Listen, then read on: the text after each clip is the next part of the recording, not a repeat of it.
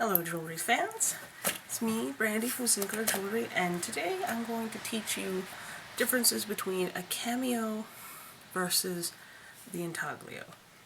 Now, I know a lot of you, you're probably going, intaglio what? That's okay. I know I've used the term before, most people just look at me like I've grown another head.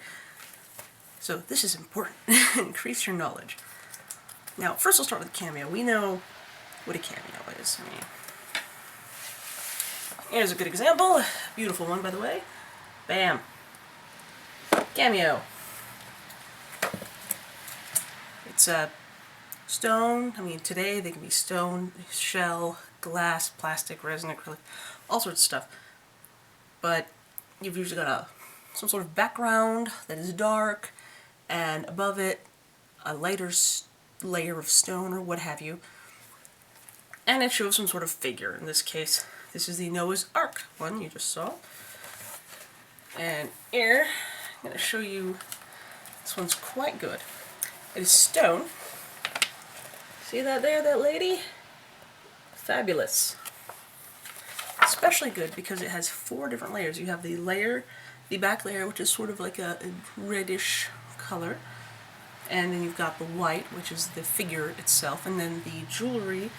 She has earrings and a beaded necklace. It's sort of like, it's an orange, and then the feather ornament in the hair is a red.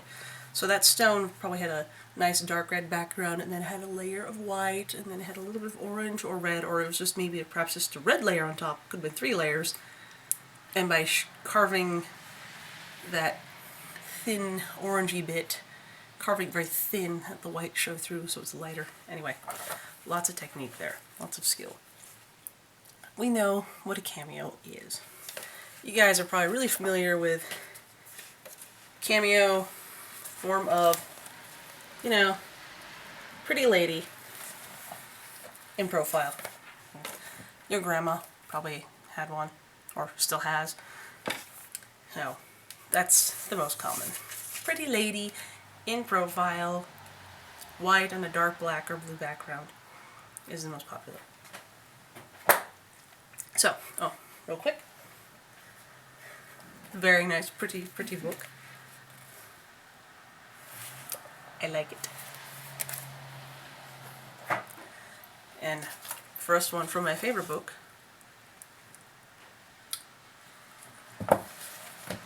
The first one, that one, library book, 7,000 Jewelry, mine. If you like jewelry, you like history, buy this book. Seriously, I'm not affiliated with any shape or form. I just love this book. Anyway. Cameos. We know what they are. Very familiar with them. That's, again, figure comes out in relief from the stone. Traditionally, it was usually gods or heroes or emperors, whatnot. Figures from myth and legend. There were some portrait ones made. And they were purely decorative. They actually didn't show up until about Hellenistic period. Yeah. Ancient Greece. That's really when the cameo showed up. And it's, just carved stones in relief. Almost just like what they would have in their buildings. You see those beautiful friezes above the colonnades and the figures and stuff coming out. So it's pretty much that architectural element just scaled down to jewelry size. And they were in rings. I've even seen some tiny little earring ones. Lots of necklaces and pins and things. So, yeah. Just the big architectural impressive element shrunken down to a size that you can wear with you. And usually, again, gods and heroes and the muses and the graces, always popular, still popular today. And today is a beautiful decorative element. I see lots of flowers, I've seen kittens and horses, I saw a 3-wolf moon, if you can believe it. It was awesome. And even with acrylic and resin, you might have seen like skulls and crossbones, and the Victorian lady skeleton. It's the skeleton wearing the fancy hat. There's a wonderful riff on the traditional design. And yeah, they're still around. They've been popular for thousands of years. And they're pretty. We know what they are. They look nice. Now I'm going to show you guys the much older, and today much less popular, intaglio. There you go. this is my grandpa's ring. It's an intaglio, and he was a farmer. I'll put some close-up shots of this later, so you can see that's how cool that is. Yeah, it's a gold ring. It has a carnelian, that's the stone, and the figure in it is the goddess Ceres, goddess of grain. And she's got bits of wheat, bits of wheat and such in her hair and coming down, kind of framing her. So, he was a farmer, very appropriate for Grandpa Sinclair. Which kind of echoes. It's funny because this is not an ancient intaglio. The use of them goes back to Mesopotamia. You might have heard of these cylinder beads, or these cylinder seals. Essentially, it was a bead. I've seen some that are about that tall, about that big around, a cylinder. And it's almost like a little mini rolling pin that imparts a pattern into clay or wax. And you would just roll it on your thing, and it would leave a little.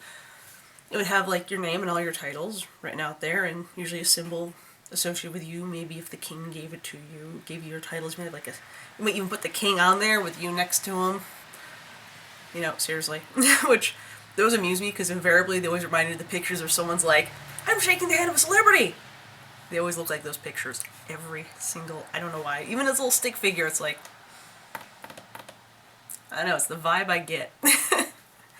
Anyway, the intaglios of the past served a purpose. Whereas cameos, they're about 2,000-3,000 years old, where intaglios, they go back 5,000 BC. So that's 7,000 years. Very old. And functional. Yeah, you can have your little, carve your symbol in there, and just go onto wax, onto clay, and say, this is my seal, hey. And they've been, my goodness, they've been in use, practically as long as people have wanted to put an official stamp or mark on things, they've used intaglios. And you can wear it and you can take it with you, and it's much less easy to steal. Especially if this is like on your finger, no one's gonna walk up to you and take it, or they can try. They can try. So yes, they've existed in some form or another for a very long time. And today they're not terribly popular. They're not often seen simply because we don't do that. We just we have a pen. It works great. So there it is, the intaglio. And if you get now that I've told you, because I've told people and they're like, great, now I get confused. Cameo comes out. Intaglio cuts in. Very simple. Here we go. Is a close-up of the ring. You can see she's got the Grecian hair, and kind of in her hair and hanging down from her hair we have the long bits of wheat. You have sort of acanthus leaves happening on the side. Very solid gold men's ring made of carnelian. I'm going to try. Oh, it's difficult. It's hard to tell in the video, but the stone is actually a very pretty deep red. It's a carnelian as such, but it's got this really deep reddish brown color. And, carnelians come in a range, but it's a nice dark one. But perfect for a men's ring. I like the scroll work on the edges there too. So, yes. Here's my lovely antique ring, featuring an intaglio.